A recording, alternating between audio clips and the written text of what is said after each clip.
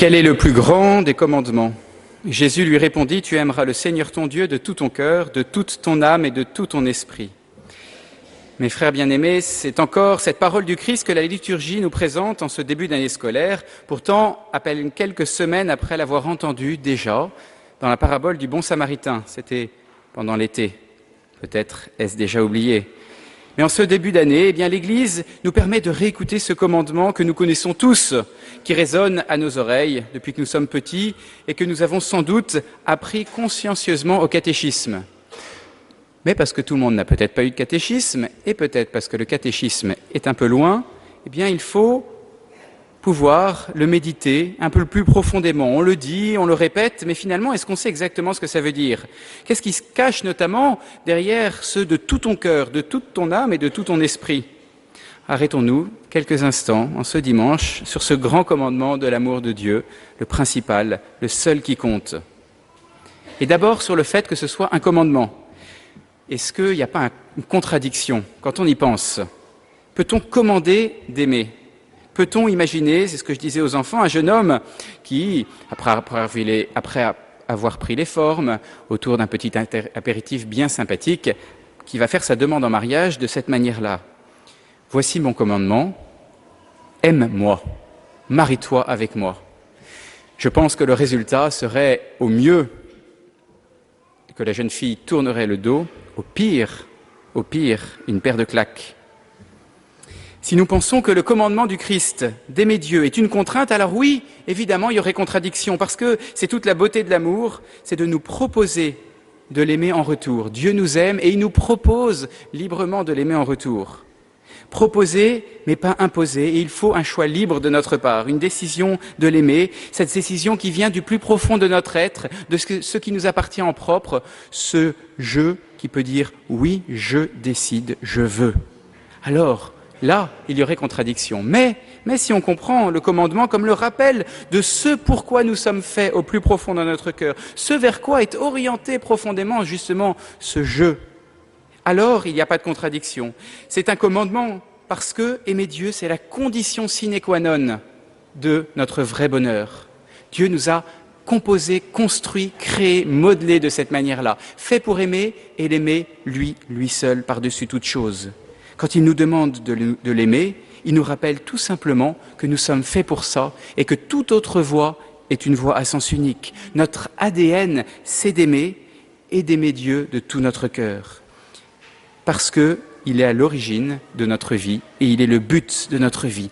Et vouloir mépriser ce commandement, comme on est parfois tenté de le faire et comme notre époque actuelle le fait profondément en niant l'existence de Dieu, mépriser ce commandement, c'est vivre le véritable suicide de son bonheur, et on voit comme le monde n'est pas très heureux.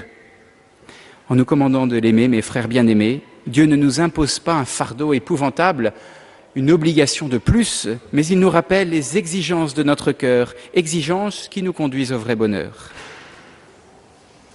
Aimer Dieu. Voilà donc le commandement du Seigneur, mais il précise de tout ton cœur, de toute ton âme et de tout ton esprit.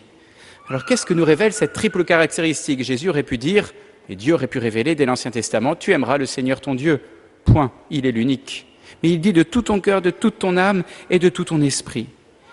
Quand Jésus dit qu'il nous faut aimer Dieu de tout son cœur, ça veut dire l'aimer d'un cœur sans partage. Notre vie tout entière est faite pour Dieu. Et ce que nous faisons doit être fait par amour de Dieu. Ça veut dire qu'il faut tout faire pour Dieu et pour son amour. Toutes nos actions, des plus directement faites par amour, comme la prière, un temps consacré directement à Dieu, on va lui dire « Seigneur, je vous aime », à celles qui sont apparemment le plus éloignées, comme faire une conduite en voiture, préparer un repas ou réparer son sous-marin. Tout doit être fait par amour de Dieu. Et pour cela, comment faire ? Comment faire pour référer, pour en faire des actes d'amour de Dieu ? C'est extrêmement simple. Il suffit de penser à Dieu, un petit peu au moment où on fait ça, en disant « Mon Dieu, ce temps de prière, cette conduite, ce repas que je prépare, cette conversation, je le fais pour votre amour. » Temps chronométré, 2 secondes et demie. Seigneur, je le fais pour votre amour. Aimer Dieu de tout son cœur, c'est donc tout simplement l'aimer en toute action. Ensuite, Jésus nous rappelle qu'il faut aimer Dieu de toute notre âme. Et ça veut dire avec toutes les puissances, toutes les facultés de notre âme et de notre être. Pas simplement avec sa partie intellectuelle, ou pas simplement avec ses sentiments, pas simplement avec sa mémoire, mais toutes les facultés de son âme. C'est se donner du mal et mettre de l'énergie avec toutes nos facultés pour l'aimer. Saint Paul nous dit qu'il faut courir en vue de remporter la course. Et il compare cet amour de Dieu à une course ou à un combat dans le stade. Et il poursuit, c'est bien ainsi que je cours, moi, non à l'aventure. C'est ainsi que je fais du pugilat, sans frapper dans le vide. Je meurtris mon corps, au contraire, et le traîne en esclavage, de peur qu'après avoir servi de héros pour les autres, je ne sois moi-même disqualifié. Il nous rappelle que cet amour de Dieu demande un combat spirituel qui prend les facultés de l'âme. Il faut lutter contre notre imagination, notre mémoire, notre caractère, notre sensualité, toutes ces facultés qui vont avoir tendance à nous éloigner de Dieu pour au contraire les recentrer et les faire aller vers Dieu. Dieu, l'amour de Dieu demande une garde, une vigilance de toutes ces facultés pour les orienter vers Dieu. Il y a un moment de votre vie dont vous ne vous souvenez sans doute pas, c'est le moment du baptême, sauf si vous avez été baptisé adulte. Et au moment du baptême, dans la forme extraordinaire au moins, le prêtre prend de l'huile des catéchumènes et va faire une onction sur la poitrine et dans le dos avec cette huile, symbole de la force de l'Esprit Saint qui pénètre le cœur, qui pénètre le corps, qui pénètre toutes les facultés de notre âme pour qu'elle soit fortifiée par la puissance de Dieu. L'Esprit Saint est en nous pour nous fortifier dans ce combat. Ça nous a été donné, signifié et donc réalisé au moment du baptême, mais l'Esprit Saint ne peut nous aider que si nous avons conscience de ce combat à mener et le désir de le mener. Et enfin, Jésus nous dit que nous devons aimer Dieu de tout notre esprit. Et ça signifie l'aimer avec notre intelligence, en soumettant amoureusement notre esprit aux vérités de la foi. Je ne comprends pas tout, Seigneur, mais je vous fais confiance. Et je sais que vous ne pouvez ni vous tromper, ni nous tromper. L'aimer avec tout notre esprit, c'est pousser notre intelligence à croire à ce que Dieu nous dit. C'est l'aimer parce qu'il est vérité.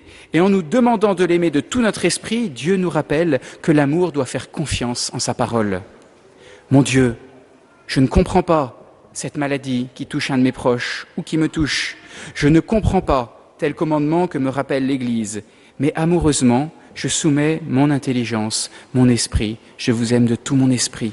J'accepte de vous faire confiance parce que vous m'avez montré par ailleurs de tant de fois et de tant de manières tout votre amour. Aimer Dieu de tout son esprit peut être bien difficile, très chers frères. Sûrement un peu plus à notre époque rationnelle. C'est difficile parce que ça demande l'humilité d'accepter que nous ne comprenons pas tout, que la sagesse de Dieu est plus grande, bien plus grande que nos raisonnements bien pauvres. Mes pensées ne sont pas vos pensées. Ma sagesse est bien plus grande que votre pauvre sagesse, nous dit Dieu.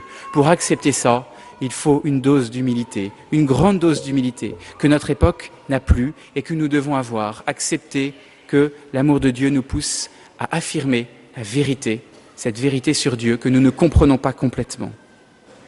Mais dire « Seigneur, j'ai confiance en vous », Jésus, j'ai confiance en vous, c'est aussi le plus beau des actes d'amour, car c'est aimer Dieu de tout son esprit.